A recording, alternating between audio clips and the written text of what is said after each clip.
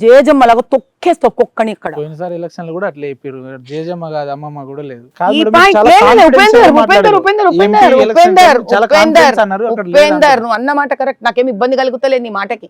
Last time ఇట్లనే అన్నా, ఇట్లా అన్నాను కాబట్టే అంత ధైర్యంగా రాత్రి 9 వరకు ఒక ఎంఐఎం కార్పొరేటర్ ఇంట్లో రాజ్యాంగానికి విరుద్ధంగా, ఎలక్షన్ కమిషన్ కి విరుద్ధంగా పోలింగ్ బూత్ పెట్టింది 9 టైంలో వీడియో తీసి పంపించిన.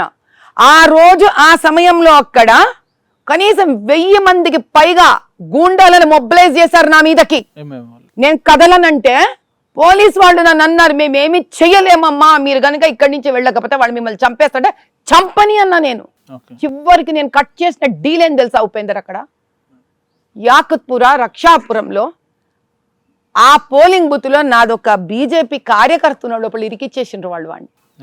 నేనన్నాను ఇక్కడితో నేను ఇంకా వదిలేస్తా ఈ పోరాటము, నా కార్యకర్తను బయటికి తీసుకొచ్చి నా ముఖం చూపించండి అని అంటే, మేము ఎట్టి పరిస్థితుల్లో అతన్ని మీకు అప్పచెప్తాము అని ప్రామిస్ చేస్తే నేను రాత్రి 9:45 వరకు పోలీస్ స్టేషన్ లో కూర్చున్నా నేను యాకుత్పురాలో. కేవలం ఒక కార్యకర్త